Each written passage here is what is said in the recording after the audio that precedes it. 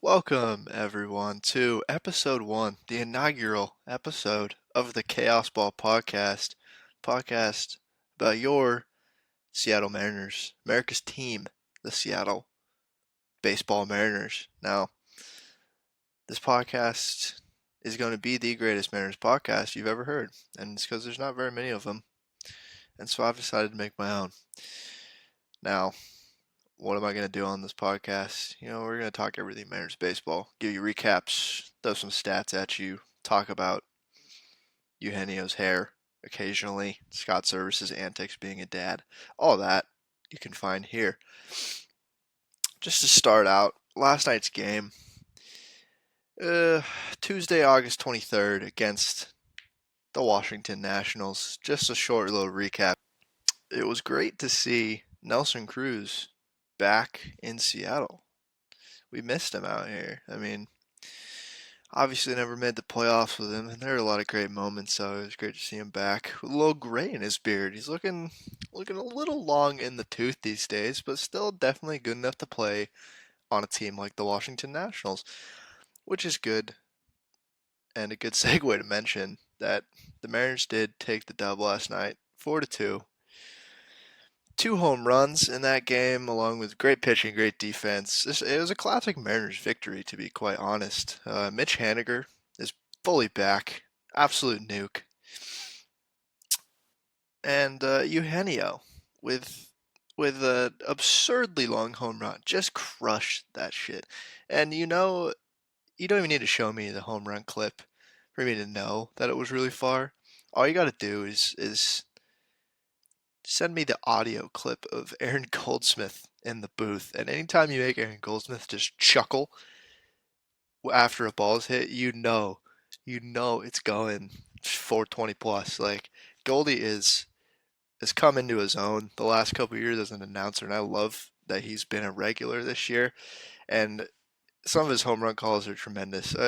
Eugenio's made him chuckle more than anyone this year, I think. Just the sheer power the ball coming off his bat is kind of crazy. What else happened in this game? Robbie Ray took a no-hitter into the through 6 1/3. Robbie Ray looked great.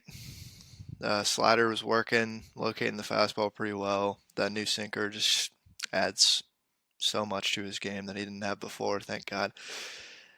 His no-hitter was broken up by Joey Meneses, I believe is how you say his name. Can confidently say, I'm pretty plugged into the game of baseball. I can confidently say I had literally never heard of this dude before. I'm on his baseball reference page right now. He is having a very good year so far. Very, very small sample size. Very small sample. But he has played 18 games, 73 plate appearances, slashing 329, 356, 614. That's good for a 971 OPS. 174 OPS plus. He's got 6 home runs, .8 WAR, 8 RBIs. It seems like, utility guy if he can hit like that. Good lord, but super small sample. Mariners are playing as we speak, and he had another hit today, which I think he got knocked in by Nelson Cruz. The Mariners are losing right now, but we'll get into that later. So Joey Benitez, he broke up Robbie Ray's no-hitter, but still, great outing from our man Robbie. That's the type of stuff you want to see out of your ace that you paid so much money. I don't think he really is the ace technically now. Luis Castillo is definitely the best pitcher on the team, but Robbie Ray, we paid him like an ace. We want performances like that. And he's just been a little lackluster this year, but if he can keep pitching like that and just not getting too in his head, it's going to be super valuable come time when we might have to play a wild card game. He went 6 2/3, 2 hits, 1 run, 2 walks, 7 Ks, which great outing. The Nationals aren't good, but that's the type of stuff you want to do against the Washington Nationals. What else happened in this game? Paul Sewald came into the game, gave up his first hit of August. Yeah, first hit of August. and his first run subsequently of August. He has been lights out. Gave up just a run to make it a 2-run ball game last night. Nothing super worried about there, but that's more of a hype of Paul Sewald there because he hadn't given up a hit in August. I think he faced 22 batters prior to this, and they were over 22, something crazy like that.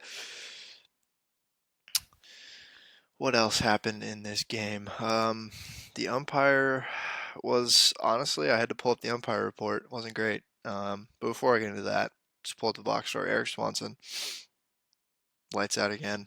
Still very good. Surprisingly good against left-handed hitters. They keep bamboozling the opposing managers because they see Eric Swanson go out there, right-handed hitter, and they're just okay, lefty. They hit it better against righties. Nope, not against Eric Swanson. Uh, dude, dude carves lefties. Andres Munoz came in just for a strikeout, 1/3 of an inning.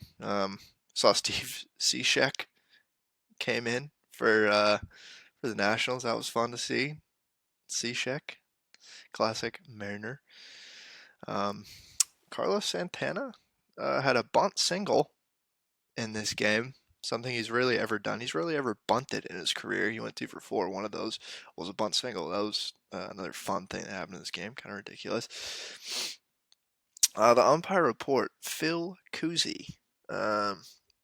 This is at Ump Scorecards on Twitter, a great Twitter account. Go give them a follow. Overall consistency 92%, average about 94, accuracy 90%, average is 94. I noticed that watching the game last night. Plus 0.82 runs for Seattle, which surprised me, but he just had some absolutely tough calls. He called the balls fairly accurately, 94%, but called strike accuracy was 79%. That's terrible. The average is 88 for that. Like, good lord, man. There was a lot of low strikes too. Like that caught a lot of the zone, and he just missed. And a couple breaking balls too. I think he just completely misjudged. It was a weird umpire game. It was enough to pull up the scorecard, and if it's enough during the game that I pull up the scorecard because I notice something's amiss, then it's not it's not a good reflection on the umpire. This umpire scorecard thing is a godsend, and it really is a great way to analyze umpires and push forward the propaganda for robot umpires in the future, which I am on no side in that. Do whatever you want, MLB. I'm sure they'll find a way to simultaneously do something good and not promote it well and shit on themselves because MLB is really good at that. So that was last night's game, which is good that we beat the Nationals. Hopefully today we can beat them. Short 2-game sweep. Need to beat the teams like this. I'm just gonna run it back until start of the Texas series this month, the 12th. What's happened since then? 6-4. The ends. They took they lost the series to the Rangers, 2-1, which kind of sucks. But the Rangers aren't that bad. They're better than the Angels, which is hilarious. We swept the Angels in Anaheim. Then we lost 2 against Oakland in a 3-game set, and that was kind of tough. That felt like a very, very Mariners series. The Rangers won a little bit too, but I mean, I don't know. The pitching wasn't great. The Rangers have a little bit of juice. The A's, absolutely not. We destroyed them in the first game, 10-2. What a fun game that was. That was coming off the 11-7 win against the Angels, where Shohei did some crazy shit, hit 2 home runs. He did some Tungsten O'Doul stuff, if you know what I'm talking about. And we won 11-7. A great game. Followed that up with an off day, and then went to Oakland 10-2, and then we lost 4-3 and 5-3. Just brutal losses against a bad team that's playing for literally nothing right now. Just so frustrating. I feel like the Mariners always drop games to the fucking A's, especially when they're bad for some reason. It's really something I can remember since I was a kid. They were always losing to these bad teams. And they just can't do that right now. They got to win these series at the least against the teams that they should be winning against. I mean, it's pretty simple, but that's just what they have to be doing. But 6-4 in the last 10, which I mean, it's fine. It's not ideal, but I mean, they're just maintaining a wild card spot at the moment. They just gotta hold on. What's been going on with the team? Sam Haggerty, past couple weeks, been vital to the success of this team. Um, Not something I would have predicted at the start of the season. I really like Sam Haggerty. I really like Dylan Moore. Uh, but since Dylan Moore's been hurt and other injuries have happened, Kyle Lewis was bad, gets sent down. Hanninger was coming back. Julio was hurt a little bit. Haggerty has just picked up the slack and just ran with it. That dude is a spark plug. That dude embodies the name of this podcast, the Chaos Ball. He embodies the shit out of this Mariners team. Like he is this Mariners team. He does everything. He plays great defense. He's a little scamp on the base path. He's been hitting super well, putting in great at bats up at the plate when the team needs him to do that. It's just crazy. It's coming from Sam Haggerty. But when you talk about like a World Series or even just like a team that has playoff hopes that wants to make a deep run in the playoffs, you need guys like this. You need the Sam Haggertys of the world, the Dylan Moores of the world to put in good performances like this. Like you need the your Chris Taylors for lack of a better example there that can play a lot of positions, are really smart, know the game of baseball, and can come through in the clutch if you need them to. It's just been crazy. It's Sam Haggerty, and what the swaggy ham. What a man! What a man he is. Luis Castillo has just been absolutely shoving recently. God damn, he's good. Everything is advertised. I mean, he's just so good. It's so fun to watch him pitch. His arm slide is crazy. He just slings the ball up there. So much velocity, so much movement on his two seam sinker, whatever he throws. Changeup's great. Slider is got so much bite to it. He's everything's advertised. He came down to earth a little bit a couple days ago. Gave up 4 runs. Still not a terrible start, but nothing compared to his first three with the team when I think he went 6 plus 7 Ks each one. I think it's, but he's everything is advertised, which I'm just so glad Jerry Dipoto went out and got him. I don't care what he gave up. Honestly, it's he's so good. He's got another year of team control, I think, and then we'll see if the Mariners want to re-sign him. But they should be trying to re-sign him if they can. I mean, he's so good. Top line starter for your team if you re-sign him for another 5 6 years, which super valuable to have a guy like that. And it's just fun to watch him pitch. He looks like he should have been in a Mariners jersey this his whole career. He looks great in a Mariners jersey. I don't know what it is. Like there's a couple guys who just look so good in a Mariners jersey. J.P. Crawford is one. He just looks fantastic in an M's jersey. Luis Castillo looks great. I think Sam Haggerty honestly looks great in a Mariners jersey. There's just some guys who look good in it, and Luis Castillo does. Um, Still on pitching. I'll just run the pitching. The starters, Marco. He's just, it's just not exactly what we want to see from Marco.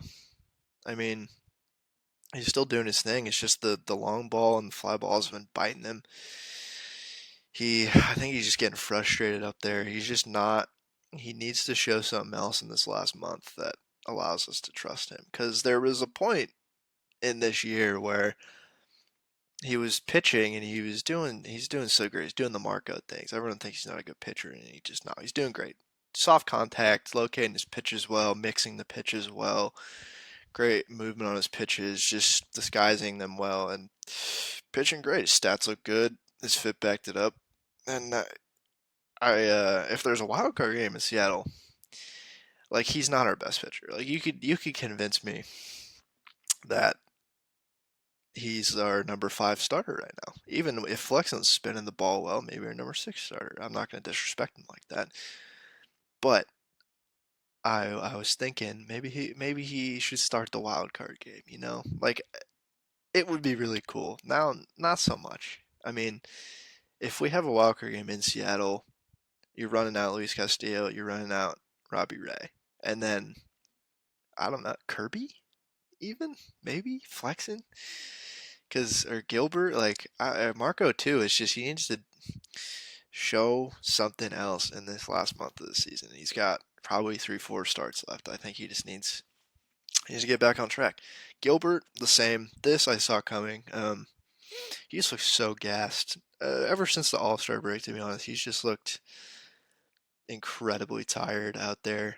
Uh, it's not super surprising. Like his ERA's ballooned to like mid three, which is fine. He's still got good K numbers. I mean, he looks fine up there. He just looks tired. Like he looks like he needs a break.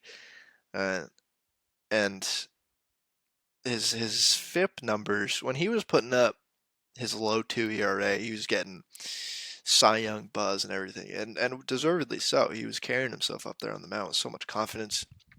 But I looked at the numbers, and it's just even just the FIP. It was just his FIP was a point higher, like in the threes, than his ERA, and I was like, well, I mean, he could just outperform his FIP all year, and there's definitely ways to explain why he might be doing that, but it didn't look like he should be. Just because I think he just needs another pitch. I think he needs to get a changeup working. Like people have been crushing his fastballs because it's a great fastball, a lot of life, a lot of velocity. But if you're expecting it, like in the Yankees series a couple weeks ago, Josh Donaldson destroyed his fucking fastball, and it's because he knew he wasn't going to go back to the slider. And he knew he was going to groove him a high fastball, and Donaldson was all over that shit. And it's like if you are that predictable, it doesn't matter how good the pitch is. Dudes are still gonna, it's a major league level. Dudes are still gonna shit all over that if they know exactly what's coming. Still great, great performances from him this year, and looking forward to the last month of the season. Uh, Moving on, George Kirby. Dude looks more and more confident every single start. It is crazy and fun to watch this dude pitch. He's a calm, collected presence up there on the mound. Dude just throws strikes. He hates walking people. He just looks like a big league starter. He just looks like he's been hurling in the bigs for 5 years now. Like he composes himself up there. He locates his pitches. He doesn't look like he gets too frustrated out there. I think he has a really good rapport with Cal. Obviously the fielding behind him has been really good, but he just looks like a very consistent big league starter, like 100%. And he's just been getting better every start. I think he's so fun to watch just because you can see how much control he has over that fastball, and his slider is great. We'll see what he can do in this last month too, because it come playoff time, if we're in the playoffs in a big spot, I mean, he might have to be stepping up. Like in the wild card, maybe they'll get him out of the bullpen. Now he'll start a wild card game, but you're you're a pitcher in the playoffs at all, you might be called upon. And Kirby is he looks like he can be called upon. I don't even think it would phase him at all. He's so confident in himself, it looks like. And I'm just excited that we have a pitcher like that who's under team control for 6 more years and as a young dude that we brought up through the system. It just looks great coming from him. The bullpen has just been great. I mean, this is exactly what we expected from the bullpen this year. I think it's just getting Diego Castillo back is huge, obviously.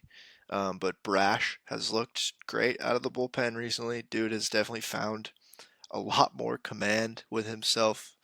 Just getting healthy too. Paul Sewell has been back. Eric Swanson's been back. Munoz has been so good. Diego Castillo just got back. Like that win last night against the Nationals, 4-2. The pitching was really good. The defense was really good. The bullpen was shut out. Paul Sewell go running the ninth. We're not gonna talk about that. But that's a Mariners formula. You have a couple big hits from your best guys in the lineup. You have great defense behind your pitchers who are putting in great performances. The bullpen comes in, is lights out, shuts it down. Like that's the Mariners' victory mode. That is the formula for this Mariners team to win, and it works. That's how they win so many close games. This bullpen has just been so good. It's just health that is really gonna affect the bullpen. But they traded for Matty Boyd, Northwest native. They traded for Matty Boyd, who I'll talk about it later in my minor league update. But he's looked great for Tacoma so far. I think he'll be up when rosters expand in the bullpen. I think that's another valuable arm and a lefty coming out of the bullpen for you. Um, Andres Munoz, I love him. If Sewell ever waivers or Diego Castillo waivers for a save situation, like is Andres Munoz going to be our closer next year? He's been so good. think he's got like 20 holds this year. Like past couple months, he's just been lights out. It's electric to watch him, obviously, because he throws 100 plus miles an hour regularly. It's one of those dudes. It's just modern day bullpen arm. Before I get into my minor league update a little bit, Mariners update 1-0 against the Nationals. George Kirby looks fine. Anibal Sanchez is pitching against George Kirby today. Um, Honestly, didn't know Anibal Sanchez was still in the league. He's got to be in his late 30s, and Kirby's like 24. So I think he's probably like 15 years older than George Kirby, uh, which is crazy. I thought he was pitching last night because I saw A. Sanchez, or the other day, I saw A. Sanchez with Aaron Sanchez. And I was like, oh no, okay, Anibal must be retired. Nope, Anibal is on the Washington Nationals. That's crazy. Okay, minor league update here. Um, are we going to be fooled again by Evan White? Maybe. Uh, he's back. He's healthy. It seems in Tacoma. I've seen a couple defensive clips. I really do miss his defense. I mean, Ty France over there has been great for what we expected of him since last year. Defense, obviously, he's had been a little hurt this year, but he's never going to be a better defender than Evan White. Evan White's a platinum glove defender over there. It's just can he hit? His defending's still elite. He's been hitting well for Tacoma. A lot of clips I've seen. Shout out to Mariners Miners on Twitter. I think it might be my favorite Mariners related Twitter account, Mariners Miners. Uh, he's been hitting pretty well. He looks like he takes the ball the other way with so much power. He's got decent raw power. I don't know exactly what he's graded out as in that. I'll look it up, but um, I don't know what he's exactly graded as in raw power. But I know he's a 70 plus defender. He just can't. He just can never hit. Like he was hitting worse than like Kelnick basically. It was so bad. I don't know what his raw power numbers are, but they got to be pretty good because dude makes contact with the ball sometimes. It just flies. Like I don't know. I don't know if we even see him. I feel like he might be up in September. Rosters expand, and some dude could get hurt. He might be up. Play a little first base. If he hits, he hits. I mean, I don't know what else you do with him at this point. Dangle him in a trade. Kelnick, the same thing. Kelnick seems to be fine in Tacoma. He seems to hit. He hits fine in Tacoma. I don't. Plays good defense. He just is he a quadruple A player? Him and Trammell. I have Trammell versus Kelnick on the rundown just because I'd rather see Trammell up in September if they're going to call up an outfielder than Kelnick. I don't. I just feel like Kelnick's only value to the team right now is as a trade asset. I hate to say that, but he just seems like Trammell too. But at least Trammell I haven't seen as much this year, so I'll at least give him a shot over Kelnick initially in September. It's just both of those guys seem like the quadruple A guys. They're better than everyone in Triple A. Basically, they rake in Triple A and they just can't hack it in the majors, and that's not uncommon. I mean, the pitching's so much better in the bigs than in Triple A. Even it's the drop off is crazy. I've heard players talk about that, but it's just depressing when you see, especially when you think about like Kyle Lewis should be the guy instead of either of those two, a shoe in to get called up again. But he got sent down. He wasn't hitting well at all. Just looked tired, like looked rusty, but also just looked like he was getting in his own head. His approach at the plate just was not impressing me at all. And he got sent down, and I remember no one talked about it for like a week, but he didn't play at all.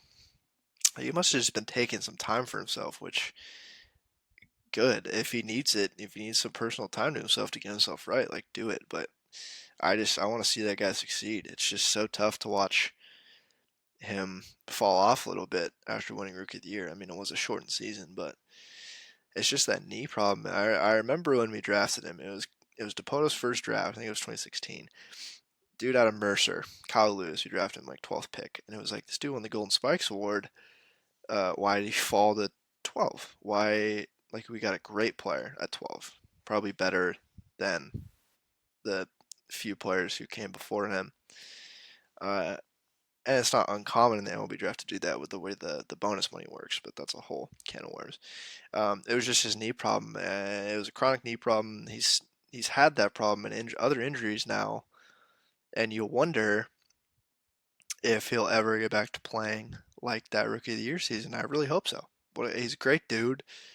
One of those dudes who looks great in the Mariners jersey. I just really hope the best for him. It's just tough to watch this.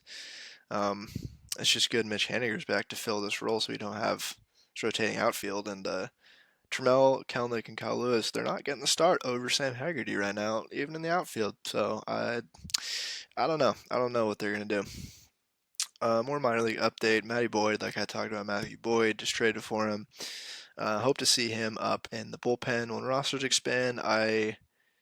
I'm not a beat writer or cover the team, but everyone I follow basically is saying that Matthew Boyd is probably going to be called to the bullpen in September. So that other roster spot, I don't exactly know what they're going to do. What else? Steckenrider down in AAA, 3 out of 3 save chances. We could see him up in the bullpen again, I guess. I guess they could just do 2 bullpen guys, depending on injuries and stuff. I don't know what they're going to do exactly with the roster, but Steck's been pitching well down there. And then that was all Tacoma. And then the lower levels, I really only have Modesto to talk about. Harry Ford. Harry Ford might be the truth. I tweeted last night. It's just, last night he, massive home run. Like I went like 430 or some crazy shit like that. And he stole his 21st base of the season in 25 attempts. He's got a great arm behind the plate. I don't know what his like framing numbers are, pops. I don't know any of that. I've just seen him throw guys out, and looks like he has a great arm, super athletic. He might be the truth. He might be the, like a different catcher, a catcher that we don't really see. Like he reminds me of Mookie Betts. Like obviously not comparing him to Mookie Betts. Mookie Betts is phenomenal generational player, but he's the athlete in him reminds me of Mookie Betts. Like Harry Ford looks like he could pick up a basketball and throw down a windmill dunk like Mookie Betts. He probably couldn't bowl as well as Mookie Betts does, but that's just the type of dude. Like he's got pop. His swing is beautiful. Great arm behind the plate. Super fast. Great at stealing bases. Like he just looks like a completely different catcher than what we ever associate with catchers. And that could be amazing. And whenever he might be called up. I mean, he's only in Modesto right now. I'm assuming he'll finish the season there, probably go to Arkansas next year. I mean, we could see him in September next year if he absolutely rakes. But catchers historically take a longer time anyway.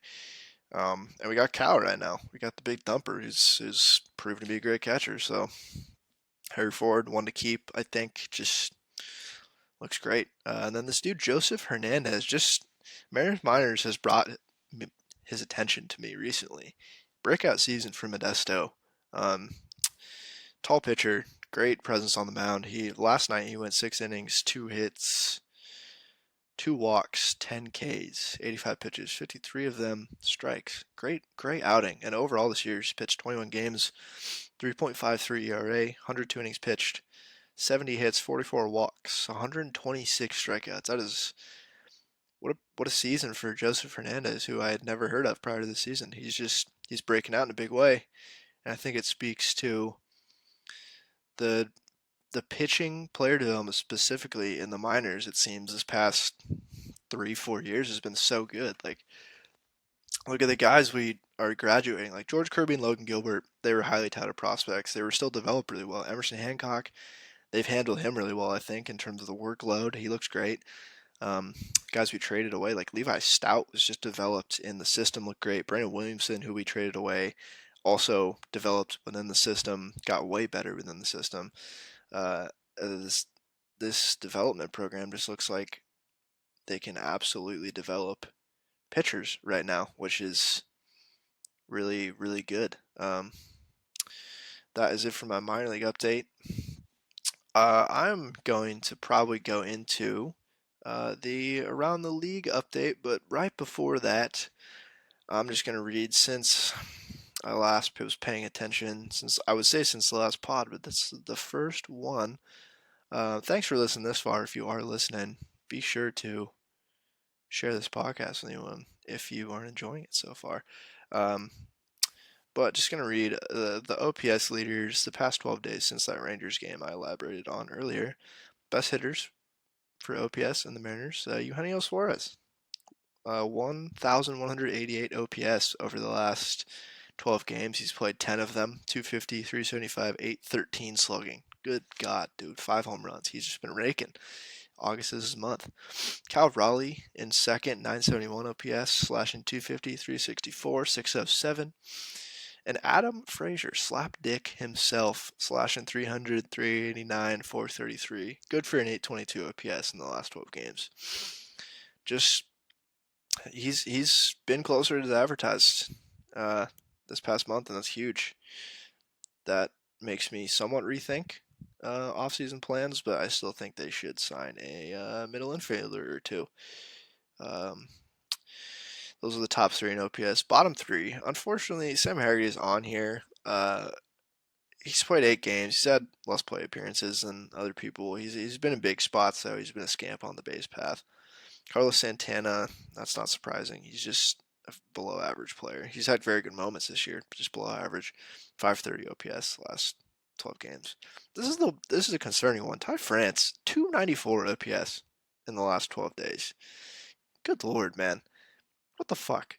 What is going on, Ty? Like he's slashing 108, 186, 108 in his last I think that's 9 games now. 43 plate appearances.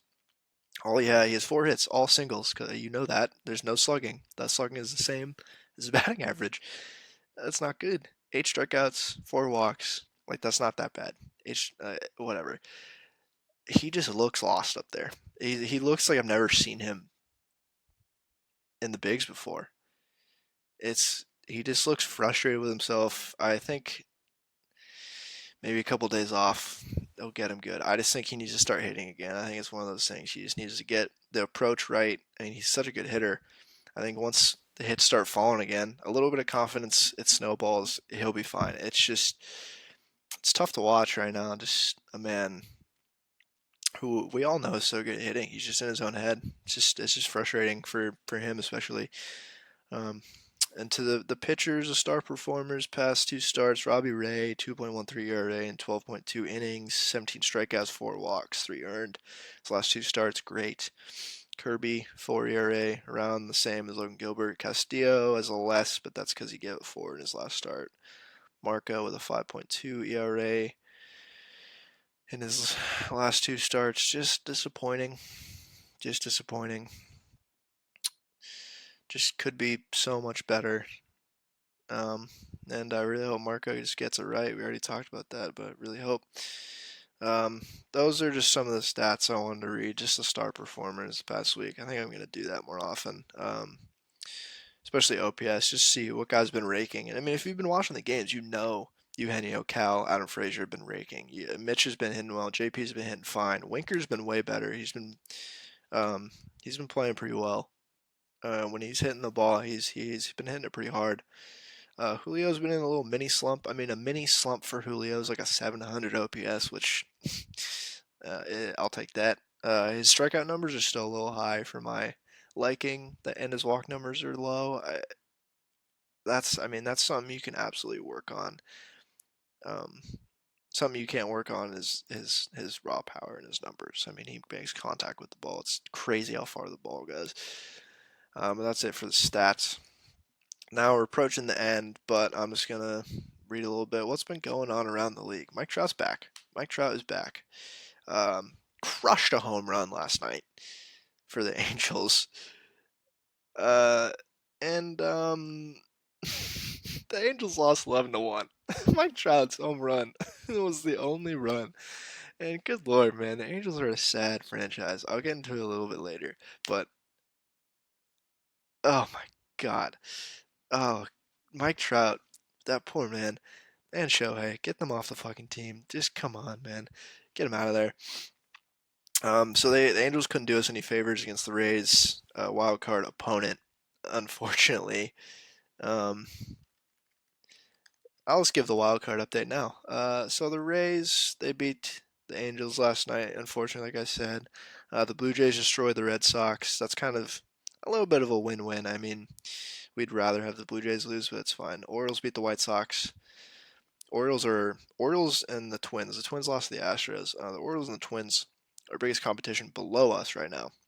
Because as it stands at the moment, Tampa Bay is a half game up in the wild card. We're tied with Toronto, and then Baltimore's 2.5 back. Twins are 4 back. White Sox are 5 back. Boston is 7, and then Rangers are 11, and then it goes on from there.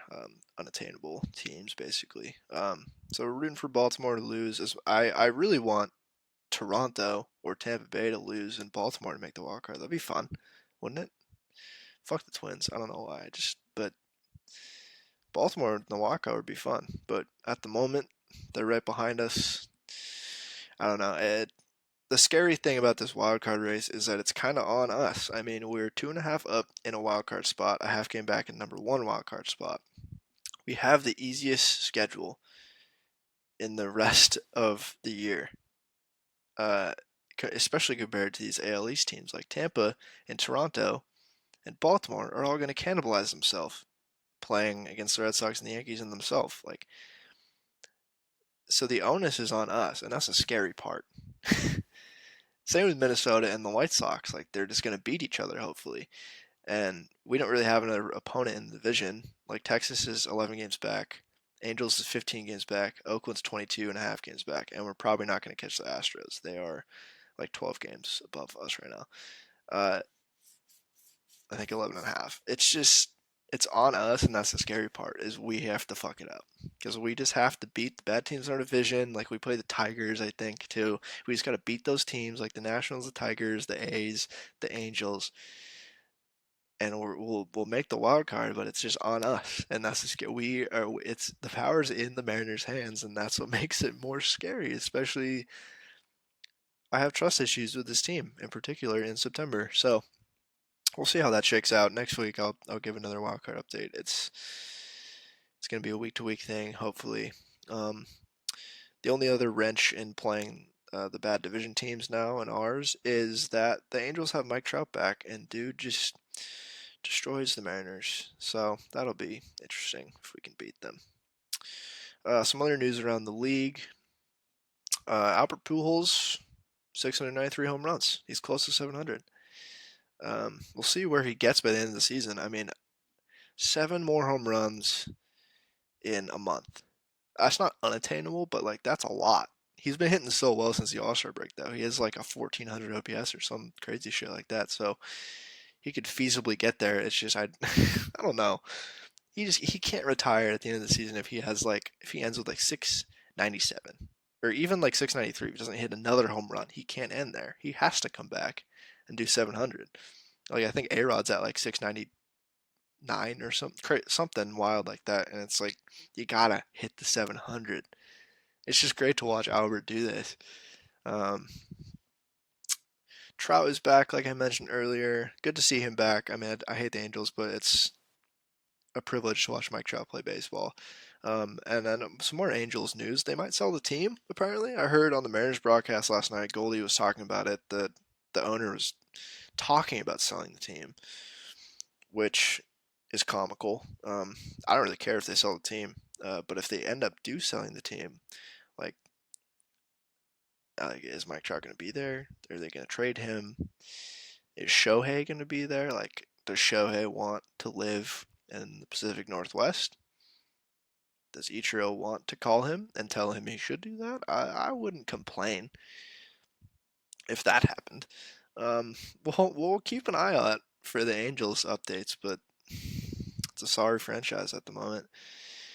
Bryce Harper, in his rehab assignment, crushed 2 home runs. I think it's the Lehigh Valley Iron Pigs. Looks like he's back. Looks like he's fine. This is great for the Phillies. The Phillies have been playing super well without him. Bryce Harper being back obviously is not a bad thing. Might propel that team to firmly cement themselves in the playoffs, which the Phillies would be a very spicy playoff team. I think that it'd be some devil magic, some Cardinals devil magic in the Phillies. Like, they would have the caliber to win a World Series, I think, just because their offense is so potent. If they're all hitting, like, they can just sock 5 dingers against you in a game, and it's like light work for them. It's just, their defense is bad. Pitching's a little shaky, bullpen's a little shaky, but Phillies are fun.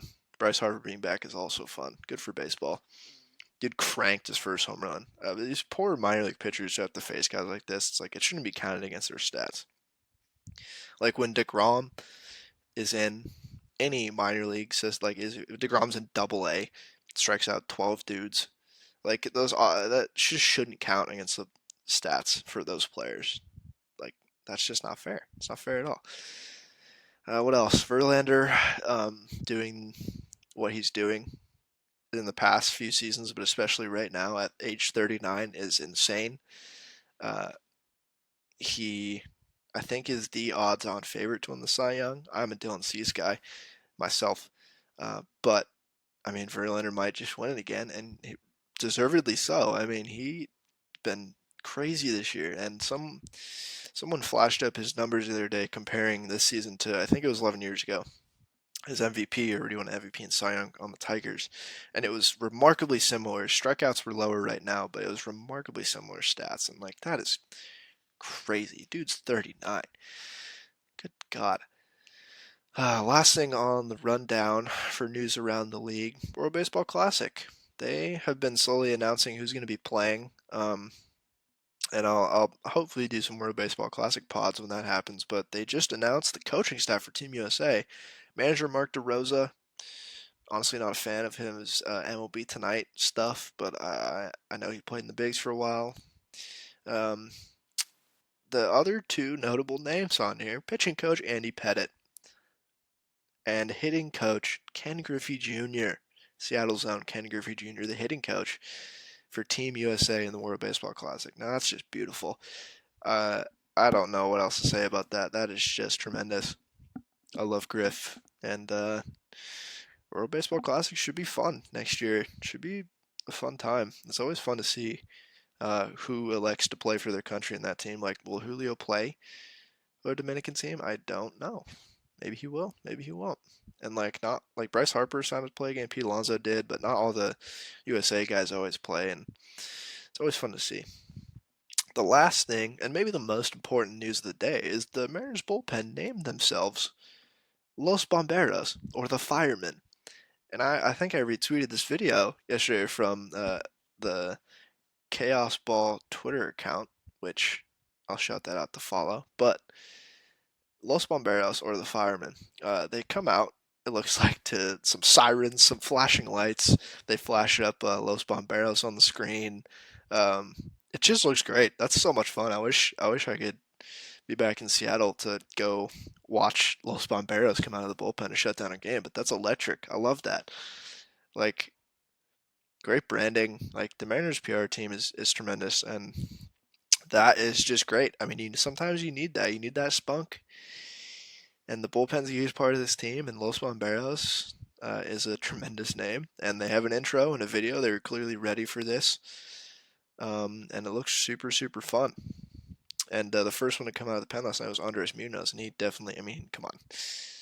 The fireman, that's a little too on the nose for Andres Munoz. Andres Munoz throws gas. He throws fire. He causes the fire. But I'm not going to go into that. That is all the Mariners news I have for you today. Hope to be back next week, but I appreciate listening. And as my first show, I mean, give it a like, give it a subscribe on the podcast, wherever you listen to podcasts. This should be on Apple and Spotify. Follow us on Twitter at ChaosBall1977 on Twitter for news about the pod, random Mariners tweets, all that. And tell your friends about the pod. There's not that many Mariners podcasts out there right now, and I think there just needs to be one that just shoots the shit like this. A lot of them, I think, really try to get in the nitty gritty and understand stuff and players, but I think it's also good to just have a pod like this to recap what happened, and talk off the cuff about good vibes only and Ty Francis' huge arms, that stuff. All right, thank you all for listening. You have a good rest of your day. Go Mariners.